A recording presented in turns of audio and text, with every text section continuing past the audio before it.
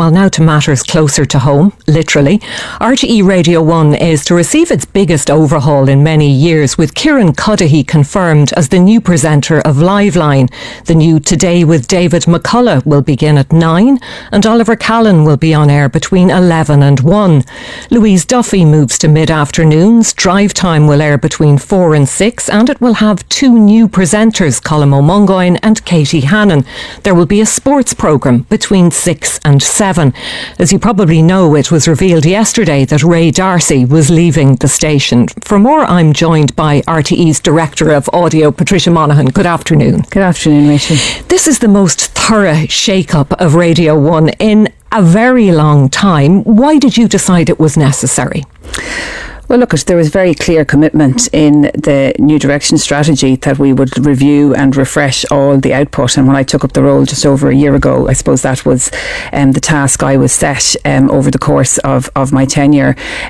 What we really want to do is future-proof public service for audiences into the future and make sure that we're still providing the best public service we possibly can for audiences. So we have taken our time and we've taken a very considered view.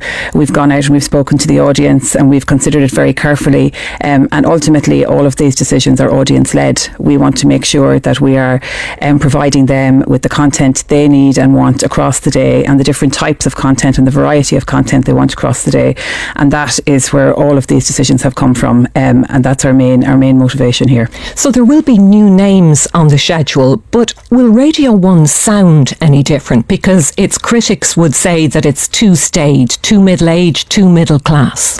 I think what we'll do is keep the absolute best of it, and it's very important to say that Radio 1 has some very key strengths, and it's the biggest radio station in the country. We've got 1.3 million listeners who think that, and who tune in all the time, so they will still get what they love in terms of credible, trustworthy news and current affairs, in terms of entertainment, in terms of big interviews, in terms of arts, culture, sport. They will still get all of that, but it probably needs to evolve in line with changing audience habits and needs. We know we live in a very different media landscape now than we may have done when the schedule was originally conceived of or was last conceived of in this way. And we need to evolve with that, and we need to reflect people's lives. People have, less time to listen. There's a lot more media sources and we want to stay relevant to them.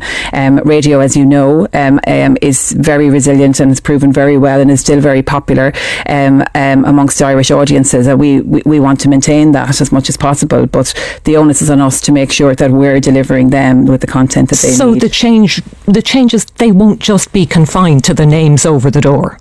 No, I think, the schedule is an important first step, right? Who's presenting what, right? But actually the engine room of any radio station is the content, and the teams of researchers and producers and editors who think carefully every day about what content are we serving our listeners.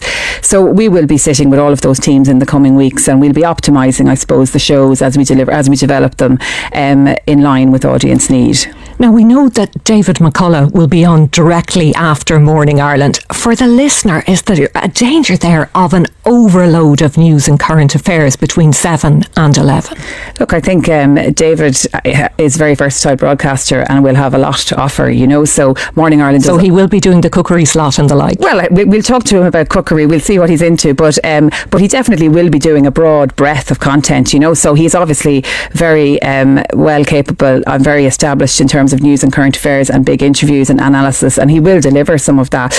Morning Ireland obviously does a brilliant job at getting everybody up to date in the morning, delivering the news that people need to hear in the morning. So David will stray more into the field of analysis, and maybe a bit more in-depth interview, but he will also look at a broader field of topic, including entertainment, culture, consumer topics, lifestyle issues that are very important to our listeners every day. Why did you decide to look outside the station for a new presenter for Liveline? Well, as you know, we ran a very extensive expressions of interest process, and that was open to people outside and in the station and in RTÉ as a whole.